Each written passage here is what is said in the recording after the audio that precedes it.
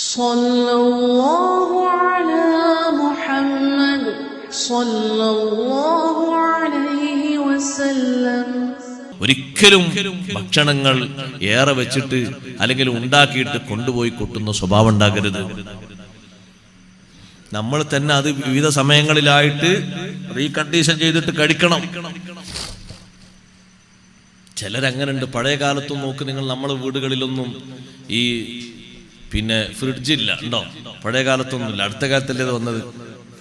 പക്ഷെ അന്നത്തെ കാലത്തൊക്കെ 10 കിലോ ഉളുഹിയത്തിന്റെ ഇറച്ചി കിട്ടിയാലും ഒരു എല്ല് പോലും ഒന്ന് തൊള്ളയിൽ വെച്ച് അതിലുള്ളത് ബർക്കത്തും കൊണ്ട് ഊറ്റി കുടിക്കാതെ പുറത്തറിയോ? ഇന്നോ? നമ്മൾ ശരിക്കും ശ്രദ്ധിക്കണം. അതിനോട് നമുക്കൊരു വിനയം വേണം. അല്ലാഹു തആല തരുന്നത് എത്ര ബർക്കത്തുള്ള ഭക്ഷണമാണ് ഉളുഹിയത്ത് എന്ന് പറഞ്ഞാൽ. രോഗങ്ങളൊക്കെ മാറും. കാരണം അത് ബർക്കത്തുള്ളൊരു മാംസാണ്, ഒരു ശിഫുള്ളതാണത്, വലിയ ബർക്കത്താണ് കഴിക്കുന്നുണ്ട്. പക്ഷെ നമ്മൾ എന്ത് ചെയ്യുന്ന പറയാം, നിങ്ങൾ കിട്ടുന്നത് മുഴുവനും അതിൻ്റെ ഉള്ളിൽ കൊണ്ടുപോയി വെക്കും. അപ്പൊ എന്ത് ചെയ്യും? 2 ദിവസമാകുമ്പോഴേക്ക് പിന്നെ അതിന്റെ കട്ടി പറയണ്ട. അതൊന്ന് റെഡിയാകണമെങ്കിൽ വലിയൊരു മേട്ടെടുത്ത് മേടേണ്ടി വരും. ആ രൂപത്തിൽ അത് ബലം വെച്ചിട്ടുണ്ടാവും. 4 ദിവസം കഴിയുമ്പോഴോ തൊടാൻ പറ്റൂല. കൈയെടുത്ത് താണുത്തിട്ട് ഐസിനെക്കാളും വലിയ ഐസും കെട്ടാം. ഇത്രയും ഇത് ഐസിൽ താങ്ങി നിൽക്കുന്നത്. പിന്നെ അത് കുറെ നേരം വെള്ളത്തിലിട്ട്, എത്ര വെള്ളത്തിലിട്ടാലും നമ്മൾ അത് പീസാക്കി കഴിക്കുമ്പോൾ അതുകൊണ്ട് വരുന്ന ദുരന്തങ്ങളും ദോഷങ്ങളും എത്രയെന്നറിയാം നിങ്ങൾ. ചെയ്യേണ്ടത് എന്താണെന്നറിയാം നിങ്ങൾ? നല്ലോണം മഞ്ഞൾ പൊടിയും മല്ലിപ്പൊടിയും പാകത്തിന് മുളകും പുരട്ടിയിട്ട് അതൊരു ഹാഫ് വേവിൽ വേവിക്കണം. ഇനി അത് ഒഴിവാക്കാതിരിക്കാൻ വേണ്ടി പറയാണ്. അഖീഖന്റെ ഇറച്ചി കിട്ടിയാലൊക്കെ അത് ധാരാളമായി പോയി ഇവിടെ കൊണ്ട് കൊട്ടാന്ന് കരുതരുത്. അതങ്ങനെ ചെയ്യണം. അങ്ങനെ ആകുമ്പോൾ ഒരു അടുത്ത നേരത്തിന് കുറച്ചെടുത്തു, പിറ്റത്തെ നേരത്തിന് രണ്ടാമതും എടുത്തിട്ട് പുതിയ ഉള്ളിയും പുതിയ കിഴങ്ങും ചേർത്ത് ഒന്ന് റീകണ്ടീഷൻ ചെയ്താൽ ഒരു കുഴപ്പം അതിനുണ്ടാവില്ല. കഴിഞ്ഞ വർഷം, മുമ്പത്തെ വർഷമൊക്കെ ഉദയത്തിന്റെ ഇറച്ചി കിട്ടിയിട്ട് ഒരു തുണ്ട് പോലും ഫ്രിഡ്ജിലേക്ക് വെക്കാൻ ഞാൻ അയച്ചിട്ടില്ല.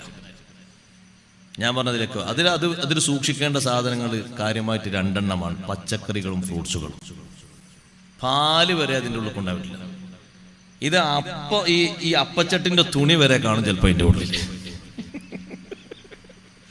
ചോറ് അതിൻ്റെ ഉള്ളിൽ കൊണ്ടാ വെക്കിട്ടില്ല.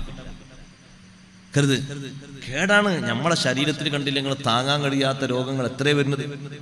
നമ്മളിങ്ങനെ ചിന്തിക്കുന്നു, പടച്ചോനെ ഞാൻ നിസ്കരിക്കണില്ലേ, ഞാൻ നോമ്പ് വെക്കണില്ലേ, ഞാൻ ഖുർആൻ ഓതുന്നില്ലേ, സംസം വെള്ളം കണ്ടമാനം കുടിക്കല്, പിന്നെ എന്താ നീ തന്നെയല്ലേ അതിന്റെ തുടക്കക്കാരൻ. അല്ല, ഇതൊന്നും ഇല്ലാത്ത ഒരു കാലത്ത് ജീവിച്ചിട്ടില്ലേ നമ്മൾ? അന്ന് വല്ലതും വേസ്റ്റായിരുന്നു. അതാ ഉപ്പമാരോട് ചോദിക്കും, ഉമ്മമാരോടൊക്കെ ചോദിക്കും.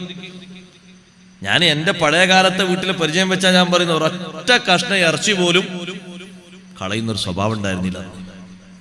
എന്നാ അന്ന് അത്ര കിട്ടുന്ന രൂപത്തിൽ ഇന്ന് കിട്ടുന്നത് ഒരു പക്ഷേ കുറവായിട്ട് പോലും ഒഴിവാക്കാണ്. അന്നൊരു പക്ഷേ വീട്ടിലേക്ക് കിട്ടുന്ന അന്ന് കൂടുതൽ ആളുകൾ ഒരു പക്ഷെ അറുക്കാനുണ്ടാവും, കൊണ്ടുപോകാൻ അംഗങ്ങൾ കുറവായിരിക്കും.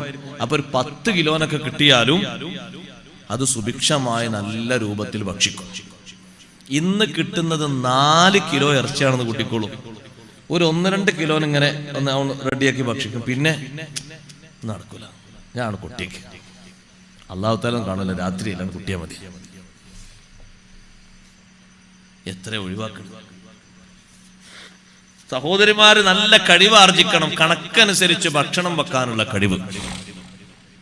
തികഞ്ഞിട്ടില്ലെങ്കിൽ പിന്നെ ഉണ്ടാക്കിയാൽ മതിയല്ലോ, കേടില്ലല്ലോ. തികഞ്ഞില്ലാന്ന് കുട്ടികൾ 1 മെമ്പർക്കോ 2 മെമ്പർക്കോ തികഞ്ഞിട്ടില്ലാന്ന് കുട്ടികൾ പിന്നെ ഉണ്ടാക്കിയാൽ മതിയല്ലോ. ഇത് ചില വീടുകളിൽ കാണും, എത്ര കൊല്ലങ്ങളായാലും ഏത് നേരത്ത് ഭക്ഷണം ഉണ്ടാക്കിയാലും ബാക്കിയാണ്.